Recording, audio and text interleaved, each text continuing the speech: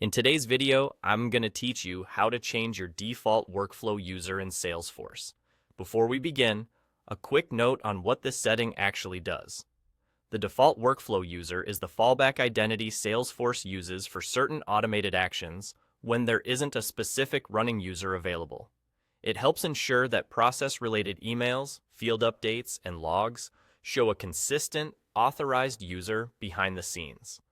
This is especially important for audit trails and clarity in reporting. You'll want to complete this with someone who has access to setup, and it's best practice to choose a stable, active account, often a dedicated automation or integration user, so your automations remain consistent over time. Let's walk through the change. First, click on the gear icon at the top right and select Open Advanced Setup. This takes you into the main administrative area where all org-wide configuration lives. If you don't see the gear icon, make sure you're in the appropriate Salesforce app and that you have the right permissions to access Setup. Once you're in Setup, use the Quick Find search to make this fast. Search and select Process Automation Settings.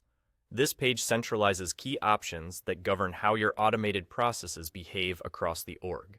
It's where you can set the default user that Salesforce will reference when a flow, workflow rule, or other automation needs a designated owner or actor for certain system-driven actions.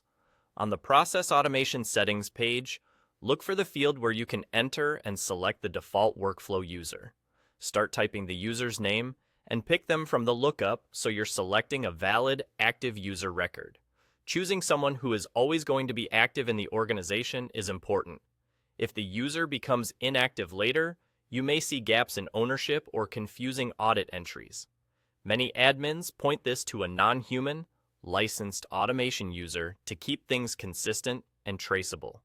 If you can't find the user you're looking for, verify that their account is active and visible in your org. Once you've entered and selected the user, you're set. From here on out, Salesforce will reference this user as the default for applicable workflow-related actions, helping ensure your emails, field updates, and logs have a clear source. And there you go. That's all. A simple change that makes your automation more reliable and your audit trail cleaner. If you're working in a sandbox, remember to make the same selection in production when you're ready. Thanks for watching.